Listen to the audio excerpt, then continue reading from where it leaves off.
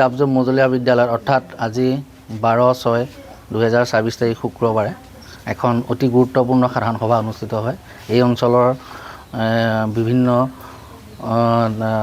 চামৰ যুৱক যুৱতী তথা সকলো বয়সৰ ব্যক্তিৰ সহযোগত ৰাইজৰ সহযোগত বিষয়টো এইটোৱে যে এই বিদ্যালয়খন অতি ঐতিহ্যমণ্ডিত বিদ্যালয়।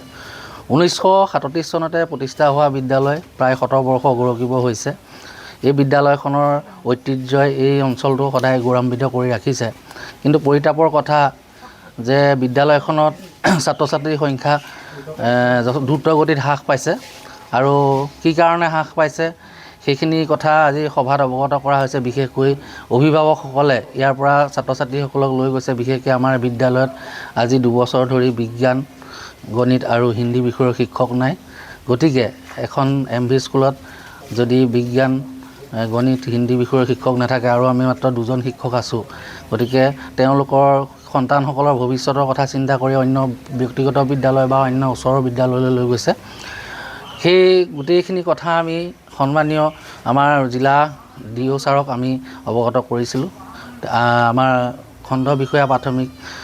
খণ্ড প্ৰাথমিক বিষয়াক আমি যোগাযোগ কৰিছিলোঁ। তেখেতসকলৰ পৰামৰ্শ অনুসৰি আৰু আমাৰ সন্মানীয় CRCC মহোদয় আছিলে, তেখেতসকলৰ পৰামৰ্শ অনুসৰি আমি আজি ৰাজহুৱা সভাখন দিছোঁ। ৰাইজে আজি যথেষ্ট সহযোগিতা আগবঢ়াইছে আৰু সকলো ৰাইজে কৈছে যে বিদ্যালয়খন আমি কোনো কাৰণত বন্ধ হ'বলৈ নিদিওঁ। ৰাইজে দায়িত্ব লৈছে আমাৰ শিক্ষকসকলৰ সহযোগত। আমাৰ আশে পাশে থকা যিসকল ছাত্ৰ ছাত্ৰী আছে, লগতে যিসকল ছাত্ৰ ছাত্ৰী লৈ গৈছে তেওঁলোকক বিদ্যালয়লৈ ঘূৰাই আনিব পৰা যায় নেকি এনেকুৱা প্ৰচেষ্টা এটা হাতত লোৱাৰ কথা কৈছে। আৰু আমি আপোনালোকৰ জৰিয়তে আমি পুনৰ বিভাগক অনুৰোধ জনাব বিচাৰিছোঁ যে এই বিদ্যালয়ত অন্ততঃ এজন বিজ্ঞান শিক্ষক যদি নিযুক্তি দিয়ে তেতিয়াহ'লে বিদ্যালয়খন চলি থকাত কোনো অসুবিধা নহয়।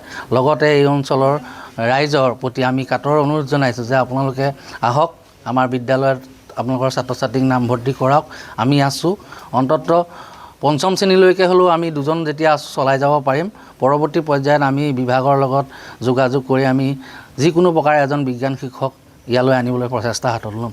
সকলোলৈকে আমি পুনৰ এই অনুৰোধ আমি জনাইছোঁ। ধন্যবাদ। বৰ্তমান কিমানজন ছাত্ৰ ছাত্ৰী আপোনাৰ অধ্যয়ন? বৰ্তমান আমাৰ ছাত্ৰ ছাত্ৰী প্ৰায় 42জন ছাত্ৰ ছাত্ৰী আছিলে।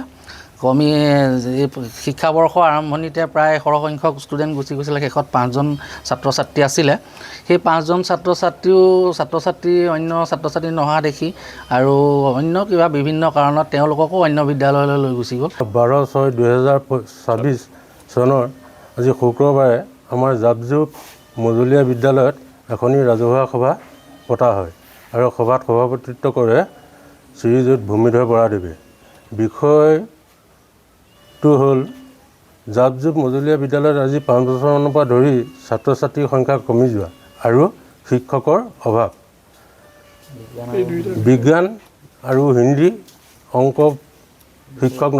বিষয় শিক্ষক নথকাৰ বাবে অভিভাৱকসকলে তেওঁলোকৰ ছাত্ৰ ছাত্ৰীসকলক ইয়াৰ পৰা লৈ অন্য স্কুলত দিছেগৈ। ফলত সংখ্যা কমি গৈছে আৰু বিদ্যালয়খন এতিয়া বৰ্তমান বন্ধ হোৱাৰ উপক্ৰম ঘটিছে। বৰ্তমান কিমান ছাত্ৰ ছাত্ৰী আছে? বৰ্তমান ছাত্ৰ ছাত্ৰী 5জন আছিলে। 5জনো আজি যোৱা মাহৰ 25 তাৰিখৰ পৰা আজিলৈকে অহা নাই। এইখিনি কিবা যোগাযোগ কৰা হৈছে? যোগাযোগ কৰা হৈছে। তেওঁলোকৰ ঘৰলৈ আমি 2জন শিক্ষক গৈছোঁ আৰু তেওঁলোকে অন্য স্কুলত দিলোঁ বুলি কৈছে। তেওঁ এতিয়া আকৌ খবৰ দিছোঁ যে তেওঁলোকে ইয়ালৈ লৈ আহক আৰু নতুন এডমিশ্যন ল'বলৈও 4-5জনমান ওলাই আছে, তেওঁলোককো এডমিশ্যন দিয়াম বুলি। এতিয়া এইটো সন্দৰ্ভত আপুনি উচ্চতম কৰ্তৃপক্ষ, বিভাগীয় কৰ্তৃপক্ষ ৰাইজক কি আহ্বান জনাব? বিভাগীয় কৰ্তৃপক্ষকো ইয়াৰ বিষয়ে মই অৱগত কৰাইছোঁ আৰু ৰাইজকো আজি অৱগত কৰাইছোঁ যে বিদ্যালয়খনৰ স্বাৰ্থত আপোনালোকৰ ল'ৰা ছোৱালী ইয়াত এডমিশ্যন দিয়ক। যিকোনো খবৰৰ বাবে যোগাযোগ কৰক আমাৰ এই নম্বৰত 9181 307 221।